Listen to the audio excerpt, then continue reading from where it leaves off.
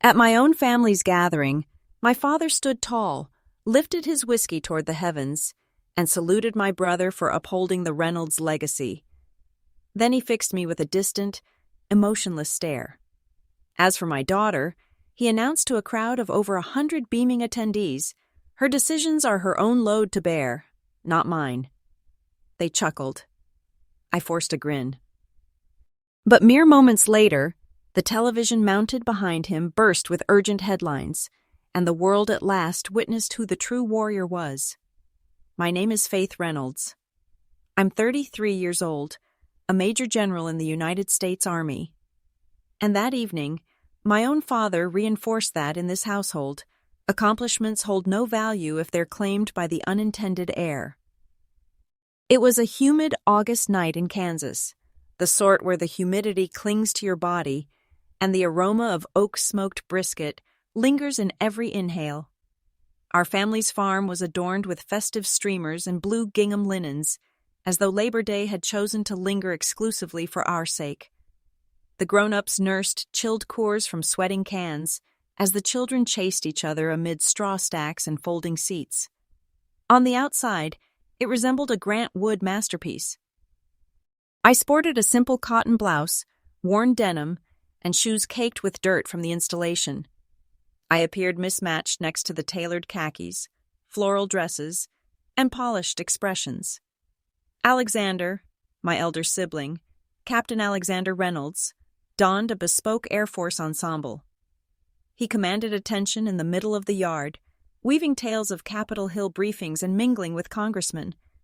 Folks guffawed excessively, bobbed their heads too fervently. He was the favored son. I attempted to meet my mother's gaze. Haley Reynolds positioned herself near the serving table, spooning green beans onto Alexander's dish as if it were a holy ritual. "Hey, Mom," I said. She shot me a fleeting look, her grin strained and unfocused. "Hello, dear," she murmured hastily, her attention snapping back to Alexander. "Make sure to get some salad before it vanishes." She pivoted away that swiftly as Dad, Michael Reynolds, rose from his seat with a tumbler of Jack Daniels in grip. The area hushed. His tone, weathered by decades of authority and self-importance, echoed through the assembly. "I'd like to propose a toast." All faces pivoted, devices lowered. Dialogue ceased. He elevated his glass aloft and gazed straight at Alexander. "To my son, Captain Alexander Reynolds, a man who bears the Reynolds heritage with dignity and intellect." Cheers exploded. Hoots, applause, admiration saturated the atmosphere like mist. Then he shifted toward me. For an instant, our stares locked. His were frigid, evaluative, and vacant. He cleared his voice and continued. "And my daughter, well, her choices are her own cross to bear." That was all. No mention of my name, no lifted drink, merely a rejection so piercing it cut through the acclaim like shattered crystal in a fruit punch. The quiet that ensued was more deafening than any blast I'd encountered in battle. Even the frogs paused. My gut hardened to rock. My respiration hitched. I remained there, abruptly conscious of each individual's glance averting uneasily, of the local child's mouth agape mid-burger chomp, of how Alexander smirked conceitedly into his beverage. I yearned to disappear. Then arrived the unforeseen turn no one foresaw. The patio's large-screen TV, formerly broadcasting muted football recaps, blinked and transitioned to a CNN urgent alert. The anchor's timbre was grave. "We've just obtained verification from the Department of Defense." My pulse halted. The display showcased the defense emblem. Then my image in complete Army battle attire. My visage, my identity, my position. The announcer proclaimed, "Breaking, 33-year-old Major General Faith Reynolds, the tactical genius orchestrating the worldwide cyber defense initiative." The hush was total. No one applauded. No one hailed. My father's whiskey tumbler quivered in his grasp, the golden fluid quaking alongside it. The esteem in his gaze ebbed like a breached levee. And I didn't grin. I didn't revel in it. I experienced nothingness. Or rather, an overload, a torrent of fury and sorrow and justification, all vying to surface. But primarily, I sensed an empty void in my core, as though I'd leaped from 10,000 feet sans chute and was perpetually descending. They perceived me now, but not as kin, solely as an aberration, and still silence reigned. As I lingered there, rigid, my digits tightened reflexively around the moisture-beaded soda can I hadn't even noted clutching. No one held my stare, not my aunts, not my relatives, not even the adjacent resident whose daughter I'd once extracted from a submerged SUV in a downpour. All eyes fixated on the earth, on their cups, on anywhere except me. The broadcast persisted. My name once more, this time with a ticker detailing my role in the Global Alliance Against Autonomous Threat Networks. But no remarks ensued. Not alone, "That's astonishing," or "I never knew." Merely quiet. I pivoted and strode toward the residence. My footwear clomped against the timber deck. Each stride grew weightier than the prior, like the burden of every season I'd devoted to combat.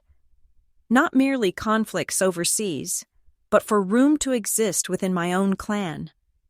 I traversed the gallery of images in the entryway. Snapshots of Alexander at Annapolis, Alexander clasping palms with dignitaries, Alexander posing with Dad beside a fresh SUV. My likeness was absent. In the galley, I gazed at the island. My mother's blueberry cobbler rested there, pristine. I had baked that cobbler. I carried it aspiring, perhaps, just perhaps, it might garner a fleeting instant of affection. But no one inquired its maker. And now it lingered like me, overlooked. From behind, the rear entrance squeaked. I didn't swivel. I didn't need to.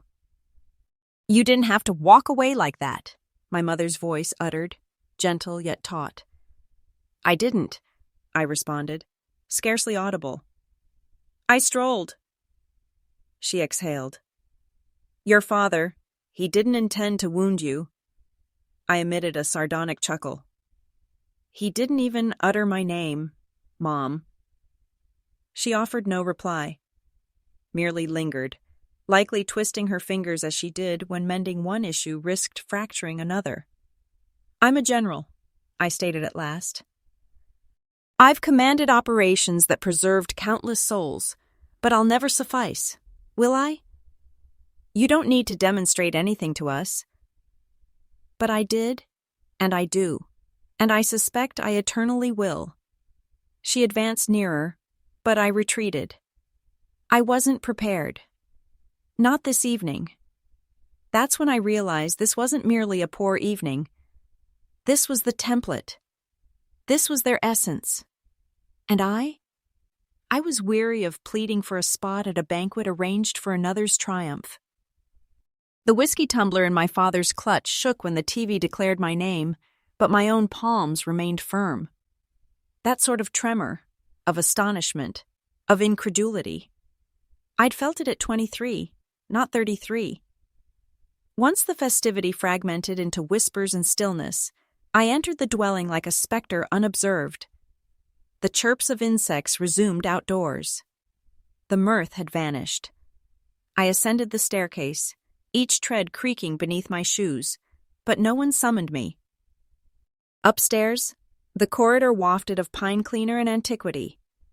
I halted outside the den. The hearth ledge had perpetually served as an altar to feats, chiefly Alexander's. But for several years, one casing disrupted the motif. A shot of me on completion day from ranger training. Perspiration on my forehead, grime on my gear, eyes aglow with an elation I hadn't sensed in ages. It was missing. In its stead, a gleaming image of Alexander in a charcoal blazer, beaming beside a U.S. representative. I drew nearer. Not a mote of grime, recently dusted, venerated. I called, "Mom!" She materialized at the corridor's terminus, bearing a platter of vacant goblets. "Where's my photo?" I queried. My tone wasn't irate. It was too monotone for that. "Oh," she replied too promptly. "I stored it. It was accumulating dust." "Stored where?" "In the basement. Somewhere below, I believe. Don't fret." "Somewhere," I echoed. "Like me. Somewhere." Her gaze evaded mine. She descended the steps sans further utterance. That's how I ended up in the loft, 15 minutes hence, lantern in palm, ascending into warmth and obscurity. The hatch groaned ajar, unveiling an area redolent of arid timber, aged parchment, and all that none desire to recollect. I stooped to evade low rafters. Particles swirled in the lantern's ray. I rummaged crate after crate, seasonal ornaments, Alexander's youthful awards, even a whole bin tagged Easter fabrics.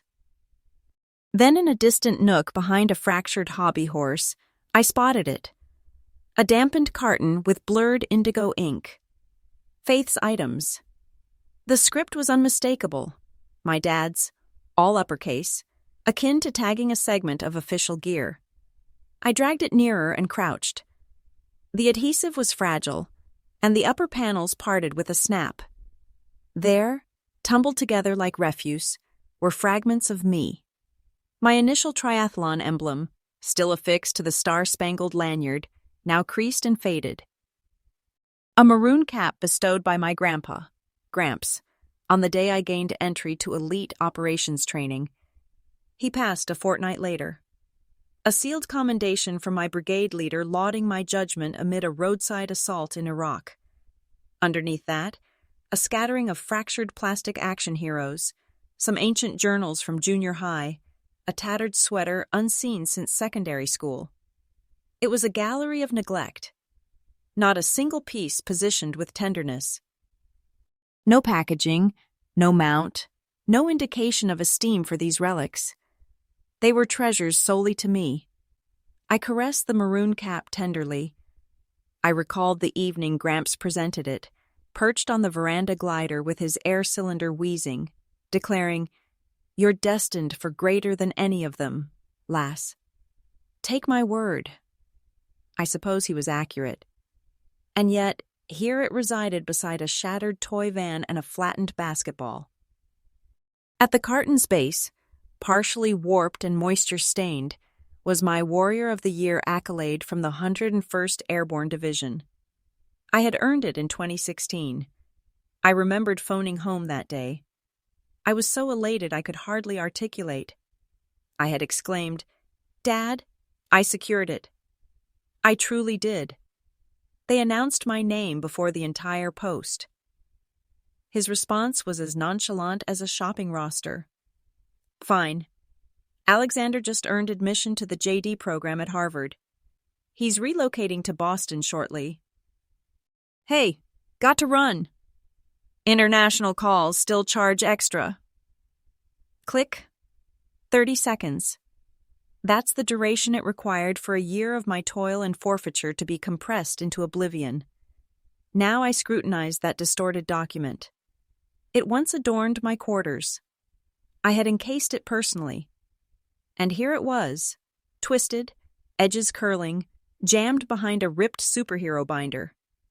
I leaned back on my ankles. The loft groaned. I didn't weep. I didn't even flutter my lids.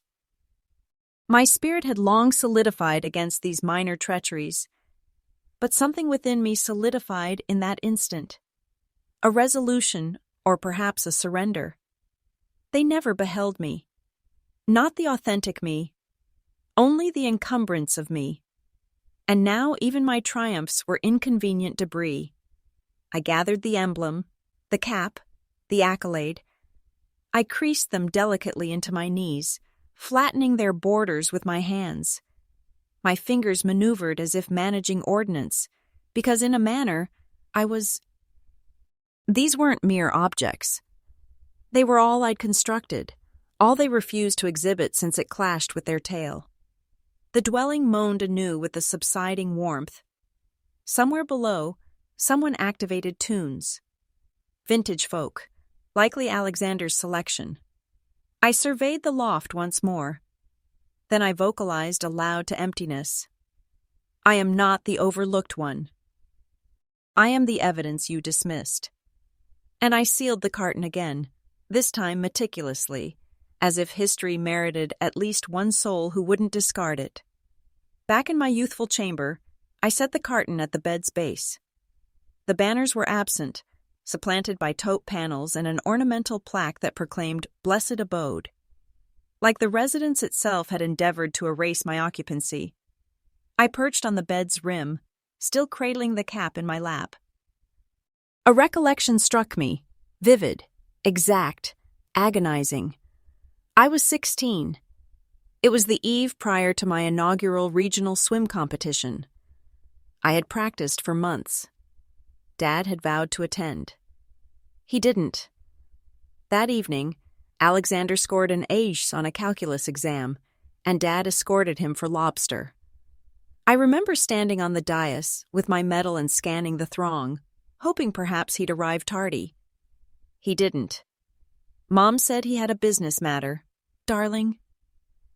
That's when I first grasped his form of affection was provisional. Alexander's mode of achievement resonated with him. Mine never would. Now, decades later, I was still positioned on that unseen dais, medal in grasp, crowd muted. Except this time, I wouldn't await ovation. I recollect the flavor of dehydrated oats and tepid tea more sharply than any festive pastry from my youth. My initial years in the service weren't opulent. I was posted at Fort Benning, bunking in a communal dorm that reeked of aged souls and commercial sanitizer. My repasts originated from foam platters. My salaries were scarcely sufficient for sustenance, but I still contrived to remit funds home. Every month, without fail, I transferred a share of my earnings back to Kansas. I convinced myself it was for the homestead, perhaps for fresh siding on the downstairs den that perpetually seeped during hailstorms. I envisioned Mom purchasing provisions, Dad at last mending the garage door. That's what I believed I was accomplishing, assisting, being a dutiful offspring, a accountable grown-up, a fighter who could shoulder more than merely her gear. I forewent holidays, rejected weekend excursions, and declined summons from my platoon. While they ventured for ales or jaunts to Charleston, I lingered, heating bargain noodles in my space, channeling my leisure funds to a kin that scarcely recognized my presence. I once forfeited a 4-day leave to hoard for what I presumed would be my parents' milestone present, a new refrigerator. I dined off disposables so Alexander could feast off china. Then came the ring. It was a Tuesday twilight, the variety where I permitted myself a 3rd mug of brew and a full page from a Grisham tome. Mom phoned as I was sorting garments. Her inflection was buoyant, hurried. "Appreciate the cash, sweetie," she said. Alexander shone in that Gucci ensemble. Suited him perfectly. Ideal for the Chicago excursion. The connections flourished. Incidentally, you ought to view the snapshots. At first, I didn't comprehend. I actually beamed like a fool. "What snapshots?" "Oh, from the symposium, that penthouse affair at the Drake Lodge. We couldn't have afforded the tickets and suite without your aid." My palms stalled mid-sort. "You utilized the funds I dispatched for Alexander?" I inquired gradually. "Well," she said, faltering initially, "he truly required to appear refined. These prospects aren't recurrent." I don't recall much of the remaining dialogue. I think I fabricated a pretext and disconnected. My pulse was pounding so intensely I could sense it in my temples. The chamber tilted faintly. I had subsisted on Thrift Mart staples, bypassed renewing my tattered gloves, portioned shampoo toward month's clothes. Also, my prized sibling could schmooze and sup in the Windy City. I sat on my bunk's edge and glared at the tiles for an extended period. It seemed as if the air had been siphoned from the enclosure. That was the juncture something fractured. Not in ire, not in spectacle, just conclusiveness.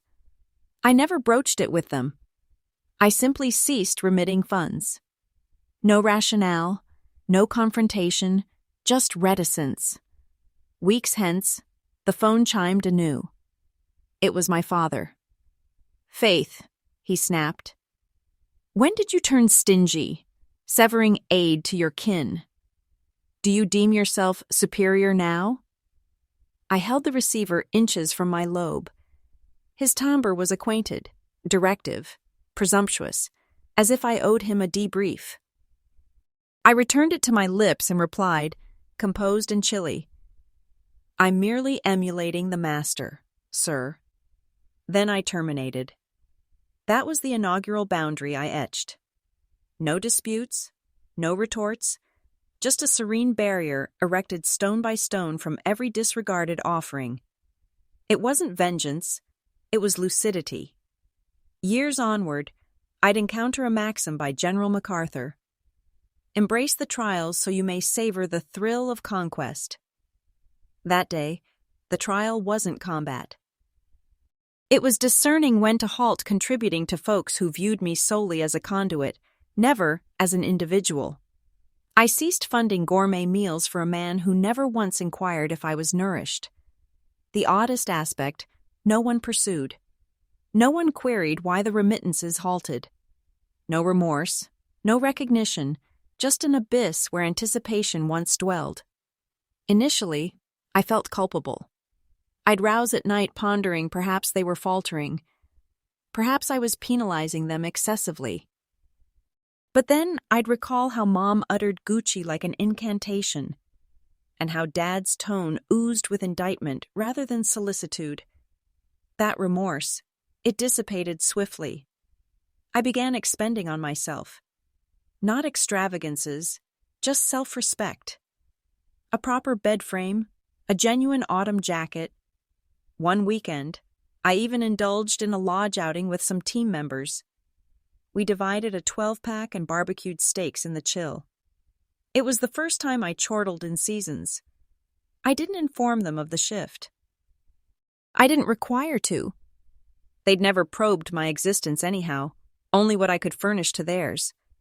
That's when I genuinely comprehended reticence isn't frailty. It's shield. It's tactic. Occasionally the mightiest declaration is none whatsoever. And I donned that reticence like regalia. The final utterances my father directed at me echoed in my mind. "You think you're superior to this kin?" He never inquired if I was all right. Never once pondered what it demanded for me to persist appearing. I bore that reticence into the subsequent phase of my existence, the one that ultimately instructed me what genuine kin resembled. It commenced in a lightless chamber at the Defense Hub during a top-tier reconnaissance session. I was among the junior officers present and the sole female in fatigues. The remainder were grizzled admirals and veteran evaluators in crisp attire. I had unveiled a counterterrorism grid of adversary logistics paths in Central Asia, assembled from months of terrain intel and restless vigils. They skimmed my visuals unmoved, all save one. Colonel Nicole Vargas lounged in the rear, brew in clutch, her gaze keen behind slim spectacles.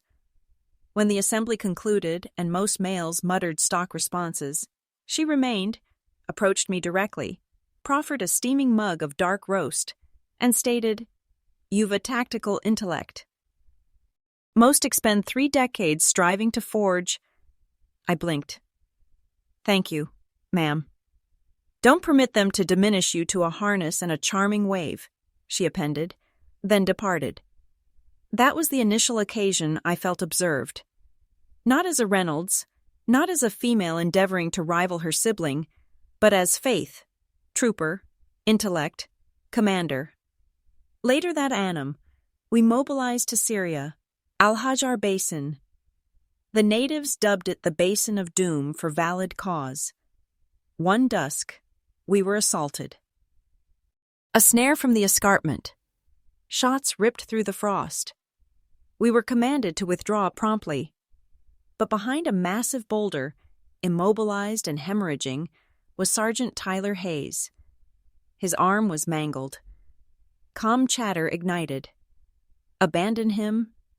Too perilous. But I glimpsed his eyes through the haze. Not dread. Faith. Cover me, I ordered, shattering line. I guided 2 troopers through exposed barrage, belly-crawling and hauling Tyler foot by foot until we extracted him.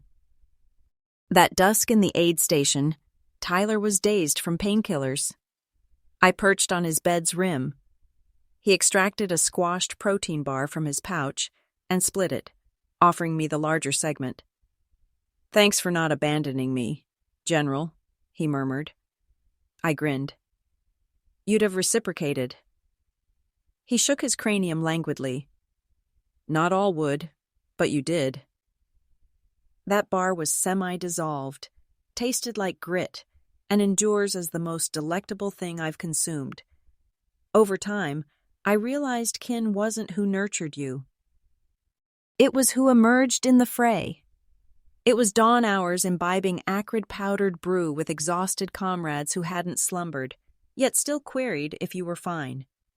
It was the quiet post a botched assignment when someone gripped your arm sans utterance. It was the implicit covenant. I'll bear you when you can't bear yourself. That's what they bestowed me. What my blood kin never could. Then arrived the missive dispatched to my FPO, scrawled in that pointed, haughty script I recognized too well, from Alexander. For a brief instant, I permitted hope. Perhaps he transformed. Perhaps he finally regarded. But nay. He penned to solicit a boon. Said he sought an invitation to the U.S. Forces League banquet in Arlington. Thought perhaps I could leverage as a high-ranking official. Not a solitary term inquiring if I was secure or breathing. Just a plea. Another exchange. I folded the missive deliberately, carried it to the incinerator pit behind our shelter, and released it. It ignited instantly, vivid, hollow, vanished. That dusk, Tyler hurled me another protein bar. "Correspondence?"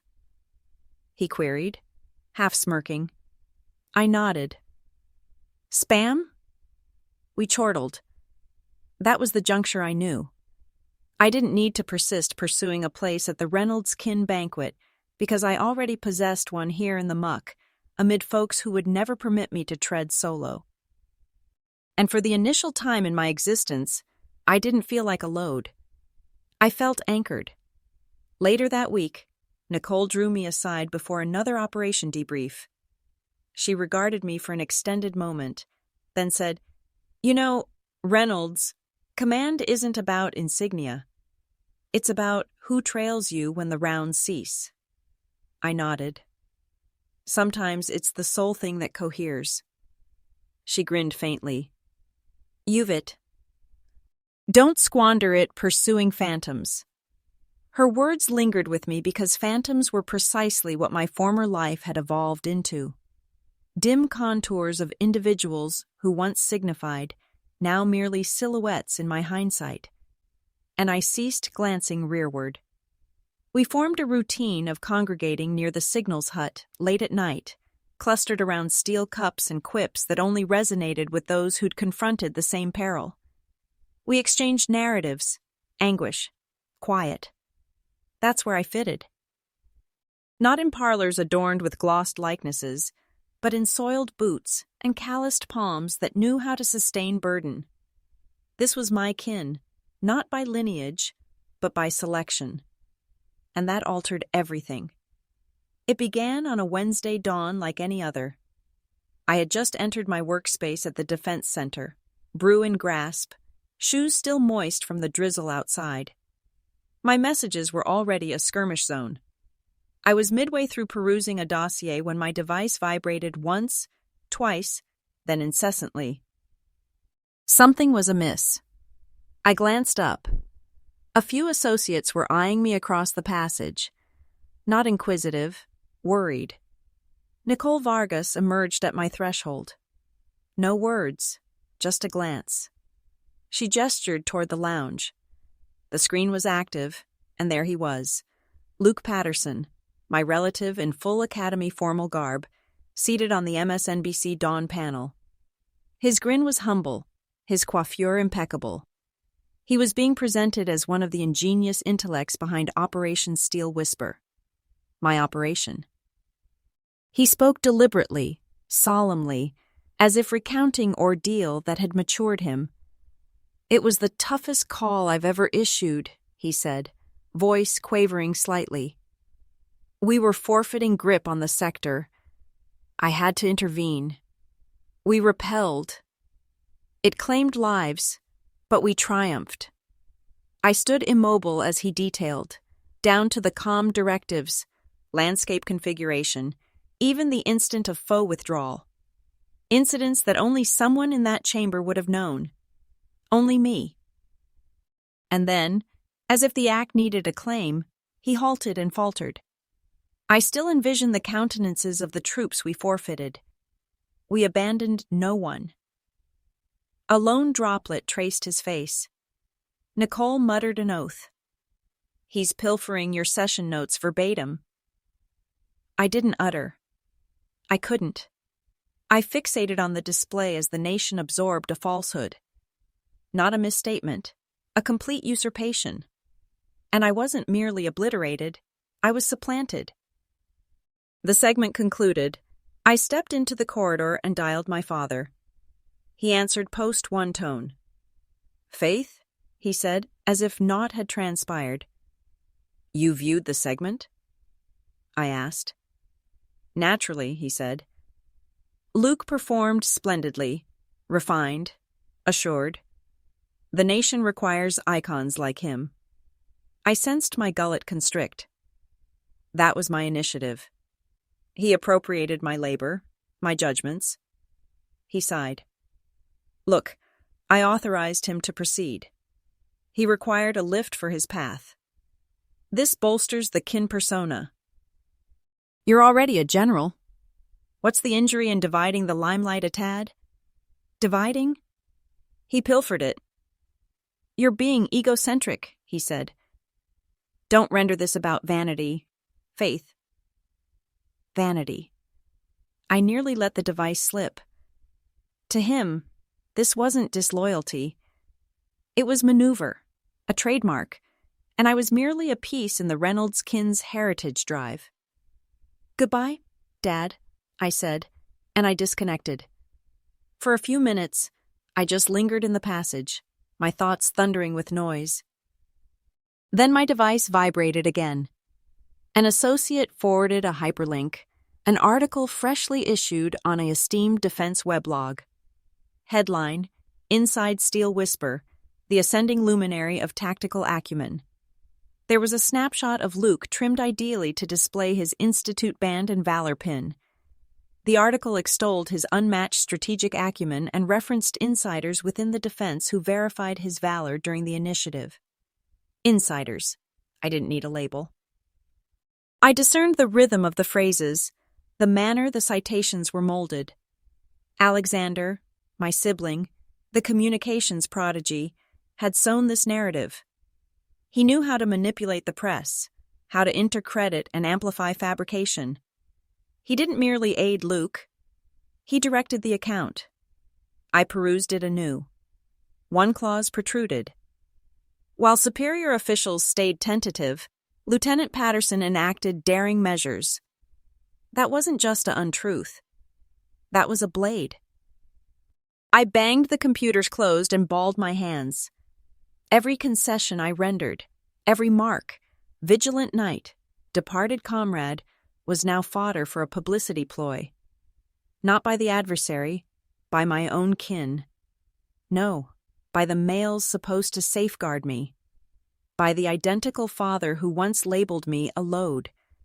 by the sibling who never perceived me as more than a menace to his radiance, by a relative who wept on nationwide broadcast with tears forged of deceit. That evening I sat solitary in my flat, illumination off, screen silenced. I gazed at the roof and pondered, this is conflict. Not the variety waged in wastelands. The variety where verity is a hindrance, where quiet is consent, where kin morphs into armament. I used to believe the combat zone was past me. I was mistaken. It had merely relocated inside. The subsequent dawn, I obtained an internal dispatch. Inquiries from media venues for statements, validations, clips. The deluge had commenced. Luke's name was viral. The weblog entry had been adopted by other security news portals, and I had become a specter in my own chronicle. Nicole entered my workspace with 2 brews. She placed one before me sans word. Then she sat opposite and locked eyes. "You're not going to permit this to pass, are you?" I didn't respond.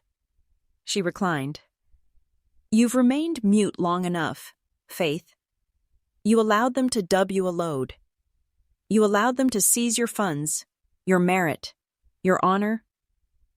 But this," she rapped the table, "this is conflict." I sipped the brew. It was acrid, potent, the sort that scorches descending. "I'm finished being mute," I said. She nodded. "Then let's amplify." I activated my computer and commenced assembling every fragment of proof I possessed. Session records, terrain dispatches, hierarchy correspondences, presentation visuals with my electronic mark. I was going to incinerate the deception to the bedrock. If they desired a tempest, I'd deliver a cyclone. Not solely for me, but for every female who ever occupied a strategy chamber and got informed her ingenuity was merely a fine embellishment. For every trooper whose quiet was misconstrued as capitulation. I wasn't obliterated. I was merely priming. The message landed at 0700 precise. Subject, suspension, awaiting clearance. Audit, urgent. I stared at it for a complete 10 seconds before accessing. The originator was formal. Bureau of Military Human Resources. The tone was impersonal, straightforward, in force immediately. I was placed on leave from service awaiting a probe into a possible compromise of sensitive satellite surveillance information. My respiration faltered. They were charging me with disclosing defense secrets. 15 years in service, no infractions, no reprimands, not one overlooked evaluation. And on the milestone of my commissioning, August 15th, 0600 Fort Benning, they selected this precise date to dispatch it. Happenstance? No. Exactitude. The enclosed document detailed the accusation. Violation of Tier 1 protection guidelines. The signature at the base wasn't authentic, but I identified the pseudonym. CDR Echo, a phantom identifier employed by top-tier personnel. Only a select few could sanction this sort of measure. One of them was General Dominic Hargrove. He'd despised me since the Caspian data restructuring. I revealed a vulnerability in his surveillance framework. It cost him 2 deals and an advancement. And now he was supporting Luke, my relative, the individual who appropriated my initiative. This was reprisal cloaked in procedure. A termination via memorandum. My fists gripped the keyboard. They weren't merely attempting to mute me. They were aiming to enter me. I remained still in my vacant workspace. Beyond, the Capitol's commute hummed as if unaltered. But within me, something fractured.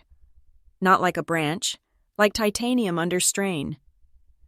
The sort of rupture you don't detect until the harm is permanent. For years, I'd remained mute. When my father deemed me a liability. When Alexander siphoned my earnings for Gucci attire. When Luke shed counterfeit sorrow on live broadcast with my combat narrative on his lips, I endured it. But this This wasn't kin intrigue. This was obliteration. Organizational, intentional, synchronized. I reclined in my seat, overhead lamps humming, and I recalled something, an ancient seminar I'd viewed during my second deployment. Brené Brown discussing openness. Openness is not frailty, she stated. It's our supreme gauge of bravery. I never sought to be open, but now I lacked options. I could either fade discreetly or ignite. I rose, approached the pain, and resolved. I wasn't going to conceal. I wasn't going to implore. They desired conflict. They selected the incorrect fighter. Rather than contacting counsel, I retrieved my protected channel. It held one contact embedded. It toned once, twice, then a timbre responded. I anticipated your outreach, General. Cipher, I uttered, my inflection still even. Require assistance? I need you to track a specter. Designation CDR Echo. There was a lull, then a chuckle. Deep, entertained. Objective locked, he affirmed. What's the scheme? We unveil them. Each transmission, each entry, each facade entity they utilize to channel this refuse. I demand the hierarchy, complete sequence. And when we uncover it, I gaze through the glass. The congressional structure shimmered vaguely in the thermal distortion. Then we incinerate it. That evening, I didn't rest. I composed not a departure, a conflict diagram. I cataloged every superior who could have endorsed the fabricated dossier, every recognized alias linked to Hargrove. I sifted through archive transmissions, tugged obligation threads with 2 reconnaissance liaisons in CENTCOM, and dispatched coded signals to prior allies who indebted me beyond beverages. By Euro 300, Cipher forwarded his initial discovery. A proxy hub in Fairfax accessed from an address within the defense complex. They hadn't even bothered to conceal it. Careless, conceited, standard. By dawn, I possessed the foundations of a file, identities, chronologies, authentications, and a basic, alarming insight. This wasn't solely regarding me. It was regarding a mechanism that devoured its finest and bestowed honors to those who posed optimally on broadcasts. I contemplated every fighter who'd been subtly marginalized, every female who got branded overly sentimental after voicing reality, every recruit whose concepts were pilfered by a boss with superior networks. This was larger than Faith Reynolds. This was decay. And decay proliferates unless you excise it. To those of you tuning in at this moment, some of you comprehend precisely what this resembles. You've dedicated all to an occupation, a framework, a clan. And when it benefited them, they discarded you. I urge you to heed me when I declare this. Quietude is not equivalent to tranquility. Occasionally, quietude is the gradual demise they crave for you. I'm finished being hushed. And if they wish to discover what transpires when you trap a warrior, they're on the verge of learning. The subsequent day, my entry credential was nullified. I was ushered from the defense hub like an offender. No declaration, no opportunity to articulate, just a subdued trek past individuals who formally acknowledged me in the corridors. Nicole Vargas was awaiting externally. She proffered a craft packet without uttering a syllable. Within were annotations she'd recorded during the recent data session, dated, signed, with my inputs emphasized. Her intent was evident. I recognize you. It exceeded what my kin had ever provided. I assented, murmured, appreciate it, and proceeded. By dusk, I had relocated my activities to a fortified station cipher supplied in a subterranean data center beyond the capital. We established twin displays, real-time links, and security strata even the intelligence agency would hesitate at. We're not infiltrating, I informed him. We're reinstating the facts." He merely smirked. "Whatever aids your repose, General." But I didn't repose. Not presently. Because I understood the gale hadn't climaxed. It was merely commencing. The space was shadowy, save for the faint blue radiance of 6 panels. Fairfax, Virginia. One of Cypher's numerous layers. He operated like an automaton. No tunes, no brew, no superfluous phrases, just the cadence of digits over pads and the sporadic grumbled oath. He uttered. Someone became negligent. I inclined ahead. What did you uncover? They duplicated your biometric marker, employed a replica on the inner defense grid, but the perpetrator left a trace. He indicated a display. Access records linked to a fixed terminal within Hargrove's suite. Service address, not a relay. I expelled air sharply and briefly. So, he didn't merely sanction the leave, he performed the infringement. Cypher assented.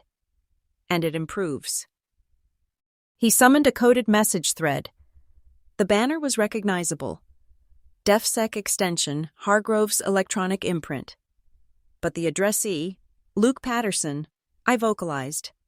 Subject, realignment synchronization, Operation Steel Whisper. Cypher unlocked the content. In trade for communal collaboration with exposure campaigns, Cypher recited, you shall receive a restricted authorization position in tactical oversight contingent upon validation of communal involvement results. I sealed my lids momentarily. It wasn't merely about appropriating a narrative. It was a barter agreement. My initiative for Luke's elevation. I sensed my mandible contract. Persist excavating, I directed. While Cypher sustained his scan, another identity emerged on my panel. Madison Hayes, reporter, sibling of Sergeant Tyler Hayes. She contacted me outright. We must converse. I've obtained intel on Alexander. I encountered Madison at a eatery off I-66, plastic seats, subpar tea, and superior seclusion. She was present, scanning a compact ledger. I initiated probing after what befell Tyler, she explained. I disliked how the account altered, and I truly disliked your identity vanishing from it. She glided a compact device across the surface. I've been monitoring Alexander's gatherings. He's convened with at least 4 security reporters in the recent month. All unofficial, no logs. She activated playback. My kin. Alexander's timbre. Suave, relaxed. She's earned distinctions, certainly, but don't mistake fortune for aptitude. The genuine prowess, that's discerning how to mold the tale. Madison halted the playback. I also possess an informant, entry-level aide. He eavesdropped on Alexander, stating the entire Luke initiative was a sanitization task for your image. I oscillated my cranium, suppressing something betwixt a guffaw and a wail. He wasn't merely aiding Luke. He was establishing himself as the orchestrator, the mastermind behind the legend. And I was an instrument. Madison propelled a dossier across the surface. Within were duplicates, correspondent exchanges, data from the pieces, addresses, chronologies, evidence of advance composed statements. They orchestrated it all weeks beforehand. She affirmed prior to Luke appearing on MSNBC. I breathed. They comprehended precisely what they were executing. She assented. They desired you excised from the narrative, from the frame. I departed the eatery with trembling palms and a dossier brimming with disloyalty. Back in Fairfax, Cypher glanced up when I ingress. Review this, he directed. Up emerged a fresh panel. You identify this contact? I blinked. It was my father's individual outlook. Cypher remarked, he's not cautious. Never was. He unveiled a sequence of messages. Unsecured text. No safeguarding. like two elders chattering over a cocktail. Except these two were General Hargrove and Michael Reynolds. My father. The header, conductal traits, faith. I descended gradually. Hargrove had solicited psychological backdrop and my father had supplied. He composed about me in detached terms. Faith has perpetually exhibited instability amid duress. She opposes masculine oversight. Inclined to eruptions and dogmatic inflexibility, might necessitate surveillance for enduring command viability. I ceased perusing. Cypher murmured. He furnished them the dossier they required to rationalize your removal. He didn't need to fabricate false proof. He merely permitted my blemishes to resonate louder than my achievements. And he delivered the blade. I fixated on the panels, at the messages, at the chronology we'd assembled. Father, sibling, relative, guide, transmuted foe. Each enacted their role. Each perceived me not as offspring, kin, fighter, but as a hindrance, and yet I didn't feel shattered. I felt prepared. That evening, I lingered solitary in the faint illumination of Cypher's refuge, dossier in one grasp, dark tea in the other. Madison's proof was robust, Cypher's intel impervious. The strands were evident, merging at a solitary juncture. But tactic wasn't about sentiment. It was about chronology. I unlocked a battered ledger, the one I retained from my eras at Leadership Academy. On the inner flap, I had inscribed one maxim years prior in blue marker. Know thy adversary, know thyself, and in 100 conflicts, you will never be vanquished. Sun Tzu, The Art of War. I flipped the leaf and commenced delineating stage 1. We wouldn't publicize yet. Not until the base was corroded sufficiently to collapse under its own mass. We required one additional fragment, one error from their faction to activate all. Cypher readied the bundle. Madison initiated priming a preview for the media. And I began practicing a distinct variety of operations summary. One where my armament wasn't munitions, but substantiation. One where the arena wasn't alien terrain, but direct transmission. And for the initial occasion in weeks, I slumbered not from fatigue, but determination. The inquiry chamber was crowded, congressional oversight on defense affairs, C-SPAN lenses streamed everything. The partitions felt like they were perspiring under the strain Dominic Hargrove positioned on the forefront in his complete formal attire, the luster of decorations across his torso like shielding. To his side sat Alexander, refined, creased, inscrutable. And adjacent to him, Luke Patterson, evidently instructed, evidently complacent. And I entered through the primary portals, posture erect in my own formal greens. I didn't grin. I didn't falter. The ambiance shifted the instant I assumed the podium. A legislator from Maryland initiated the proceeding. General Faith Reynolds, you've solicited this chance to address grave claims. The platform is yours. I assented once and calibrated the amplifier. For 15 years, I served this nation in reticence. I orchestrated endeavors, safeguarded existences, and embraced the toll of donning this garb.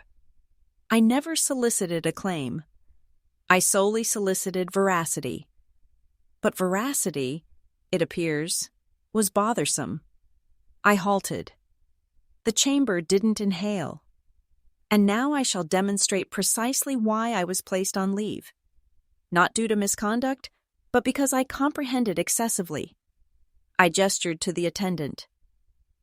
The initial footage materialized on the expansive display behind me. It was Luke on MSNBC delineating the Steel Whisper endeavor.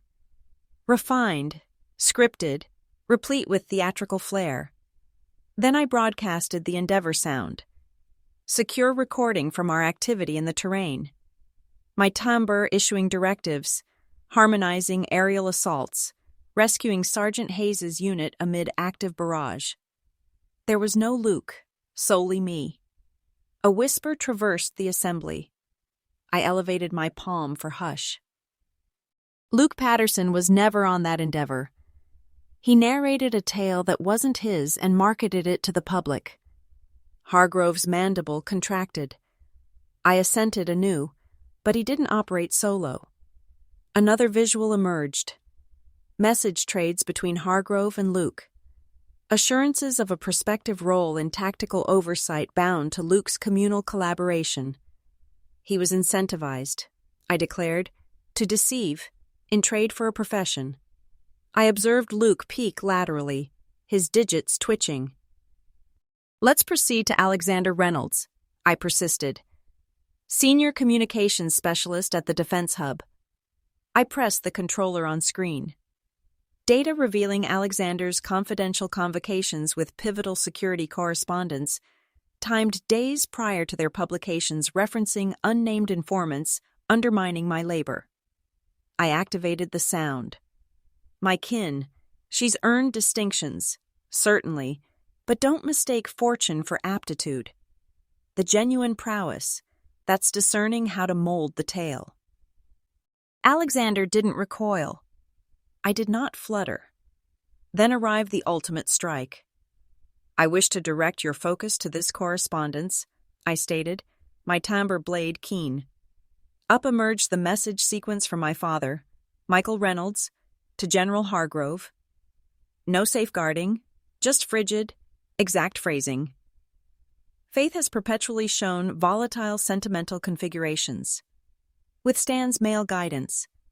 Inclined to deeds of defiance, veiled in ethical sanctity.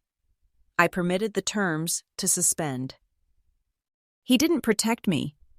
He equipped my foes. An extended halt. No one in the chamber stirred. I pivoted from the display, confronted the group. Legislators, these were not inquiries. They were character eliminations, tactical, computed, and partisan. This was not supervision. This was coordination. The group leader, an elder Democrat from Texas, inclined forward. General Reynolds, are you asserting that the leave was vengeance? I'm asserting it was spectacle, I responded. And they overlooked who instructed theater in this conflict. The chamber splintered. Some subdued chortles from media.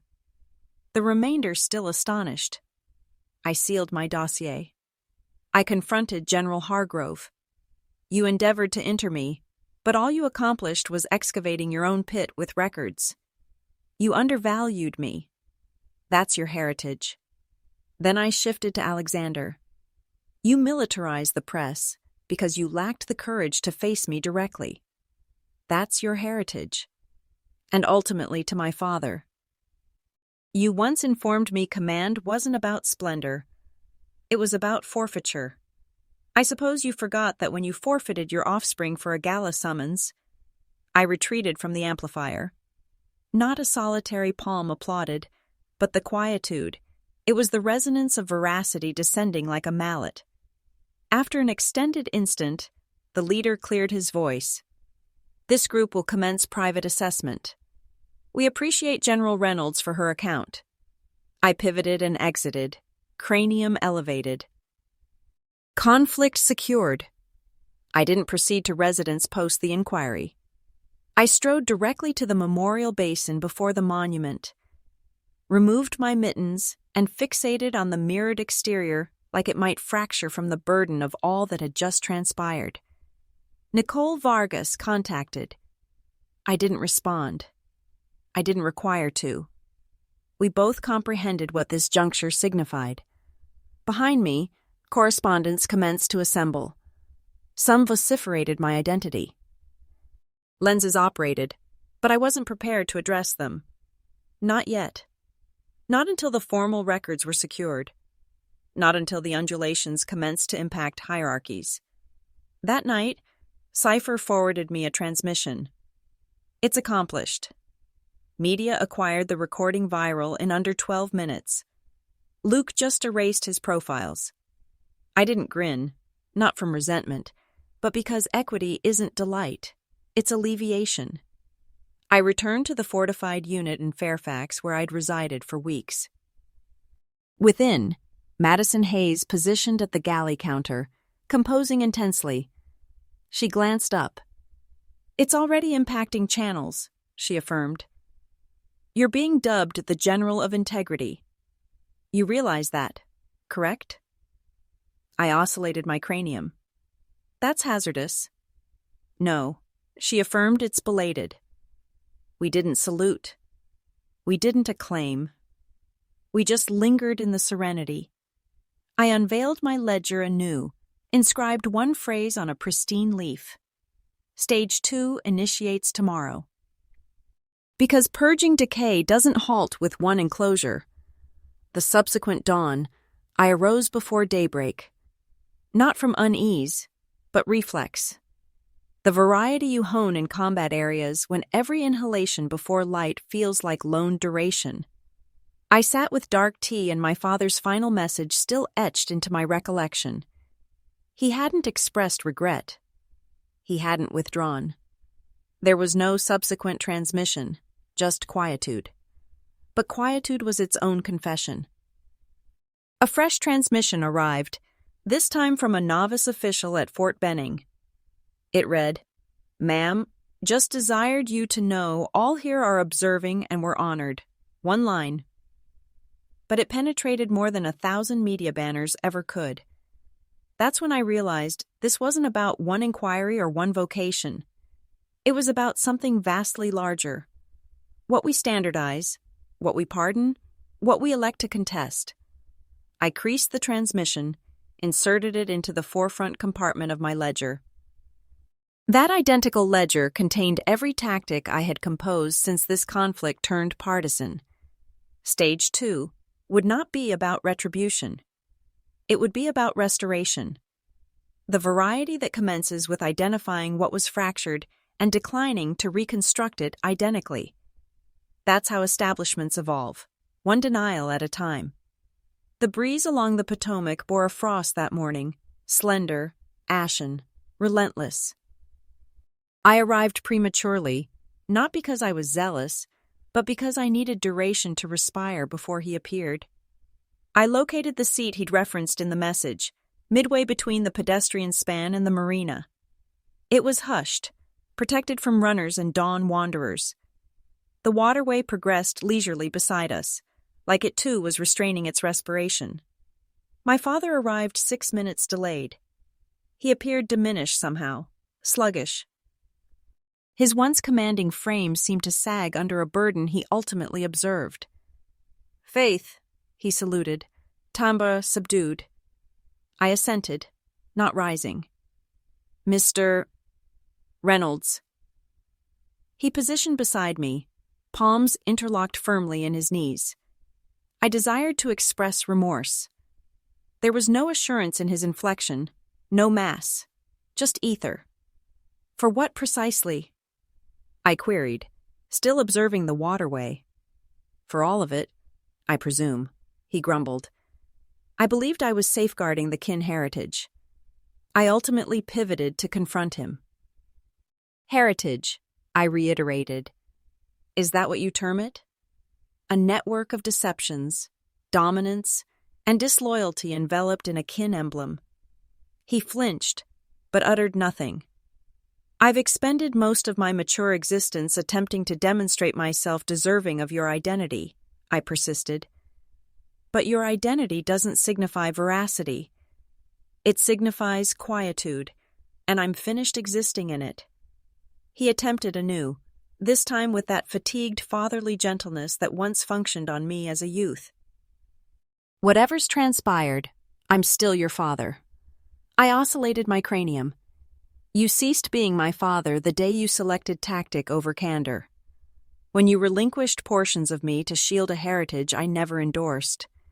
When you endeavored to obliterate me and termed it affection. I retrieved the ancient residence opener from my overcoat compartment and placed it on the seat betwixt us. That's for the homestead. I won't return."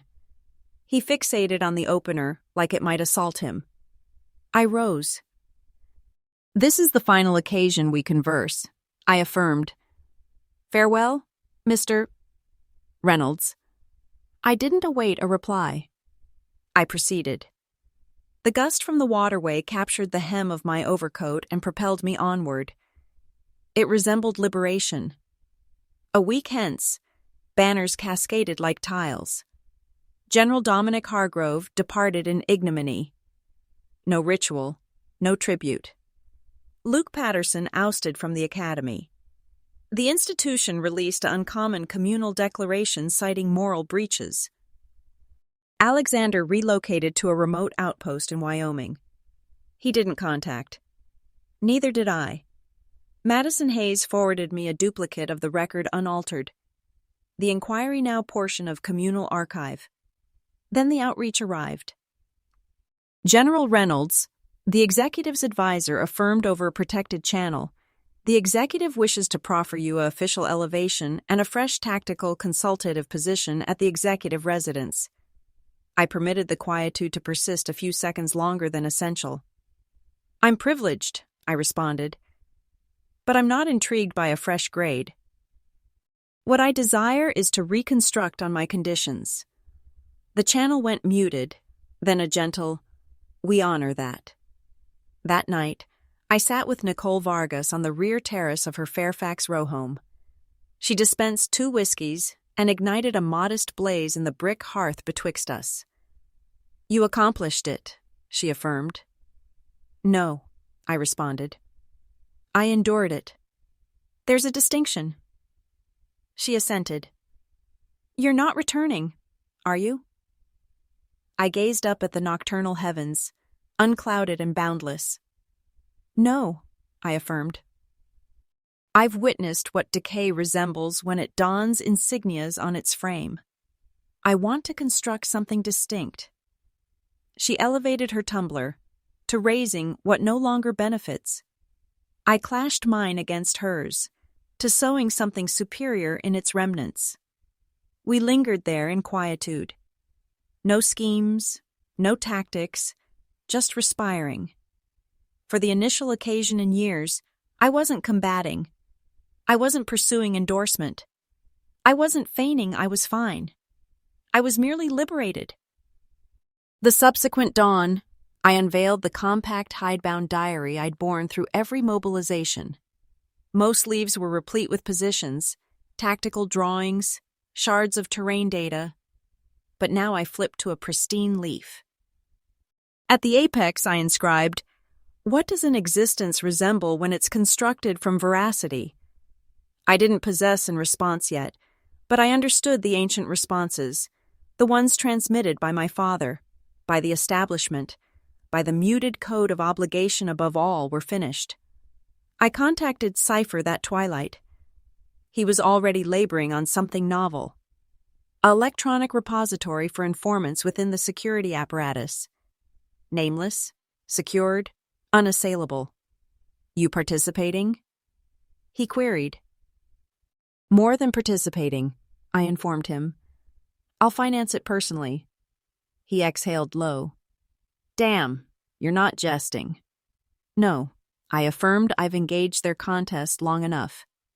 Later that day, I went to visit Sergeant Tyler Hayes, now in therapy after another procedure. He grinned when he beheld me, despite the ache in his gaze. "You dismantled titans," he affirmed with terms. I oscillated my cranium with veracity. He assented. "Identical thing." Before I departed, he proffered something enveloped in fabric. It was his squad emblem, faded, singed on the border. "I want you to possess it," he affirmed, "because you didn't abandon me behind ever." I swallowed rigidly and inserted it into my overcoat. That evening, I sat by the pane with my ledger open anew. This time, I inscribed, "Let them inherit remnants. I'll inherit lucidity."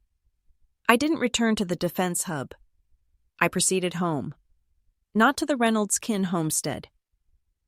I had left that behind with the ancient opener and the phantoms that never learned how to release. Instead, I acquired a humble parcel of terrain on the fringe of Shawnee County, Kansas. Acres of maple groves and vast heavens, distant enough from the history, but proximate enough to reconstruct something candid. That's where I established the Reynolds Center for Principled Command. The identity wasn't about arrogance, it was reclamation. I was reclaiming the term Reynolds, not for heritage, but for bedrock. The center became a haven, not of quietude, but of expression, a locale where youthful officials, returning service members and non-military guides, came to absorb the variety of fortitude that doesn't bellow, the variety that sustains. We instructed morals in engagement, compassionate tactics, mental endurance. We narrated the facts about conflict, not just its ferocity, but its ethical burden. What it demands to retain your compassion intact when all around you requests you to yield it. Some days were challenging. There were countenances in those seminar rooms that evoked my own likeness a decade prior. Rigid-mandibled, guarded-spirited, attempting not to submerge in unseen injuries. But then someone would linger post-session, pose a query, weep, chortle, proffer a narrative, and mending would commence, not from me, but from the area we'd created collectively. One cloudy twilight in late autumn, my mother appeared. I was stooping in the remembrance plot, extracting autumn debris when I beheld her tan shoes step onto the pebble trail. She didn't utter anything immediately, just knelt beside me and retrieved the spade I'd placed aside. We labored in quietude, the variety that wasn't vacant this time, but amenable. When the final shrubbery was tidied, she extended into her overcoat compartment and positioned something in my grasp. My initial triathlon emblem, the one I believed they'd discarded. It was buffed, sleek, like it had been anticipating. "I'm remorseful," she breathed. I wasn't valiant. I didn't utter anything. I didn't need to. I just enclosed my digits around the alloy and assented. I wasn't pardoning her for the history. I was pardoning myself for bearing it so long. Weeks elapsed. Sessions expanded. Submissions quadrupled. One night, I positioned at the rear of the primary auditorium, observing a cluster of trainees chortle over their annotations and tea. The dry erase board was still inscribed with notes from the prior meeting. Doctrine, maneuvers, intent. That evening, I composed a fresh seminar. Not about triumph, not about distinctions, about disloyalty, deprivation, and how those elements, if confronted with bravery, can form the variety of guide no academy can manufacture. I initiated class the subsequent dawn without introduction. What renders a guide worth pursuing? I queried. Quietude. And then narratives emerged about fractured directives, preserved existences, advisors who had faltered, an instance they could have yielded but didn't. When it concluded, I proceeded to the board and inscribed 4 terms. Integrity is not bequeathed. It is constructed. I lingered beside it for an instant, the stylus still tepid in my grasp. That was the heritage I desired. Not one etched in granite, but one sown, nurtured, existed, and ultimately released. That evening, after all had departed, I traversed the boundary of the terrain. The constellations were vivid above Kansas, undisturbed by recollection, unbound from lineages. I discovered myself contemplating not about clashes or inquiries or disloyalties, but about the basic cadence of restoration, of dawns that commenced with dark tea and the buzz of locusts, of service members in labor footwear clearing paths behind the seminar room, of sowing something that would endure longer than I ever would. I retained a collection of volumes in my workspace, battered editions of Marcus Aurelius, Seneca, Epictetus. Most possessed notes in the borders left there from my duration in Damascus and Baghdad and Fairfax. I instructed from them not as dogma, but as summons to scrutinize, to select, to exist with tenet when ovation and position were absent. One of our trainees, a youthful female named Chloe, lingered late one night. She was agitated, gaze acute. "Ma'am," she affirmed, "how do you discern when to cease combating?" I contemplated my father, of Luke, of Alexander, of the arena and the conference and the legislative podium. When the clash costs you more than the injury, I affirmed, when you realize tranquility is not the lack of strife, it's the existence of harmony. She didn't record that. She just assented. And that informed me she comprehended. I wasn't constructing a heritage of authority. I was constructing a locale for veracity to respire. And that was sufficient. If you've remained with me all the way here, appreciate you. This wasn't just a narrative about disloyalty and authority. It was about selecting who we evolve after the remnants. Perhaps like me, you've borne injuries others never beheld. Perhaps you're still restoring. I hope Faith's path reminded you that veracity, when existed aloud, can be restorative. If this narrative signified something to you, hit follow. Share it with someone who requires it and inform me. What does your heritage resemble? Until next time, stay resilient, stay strong.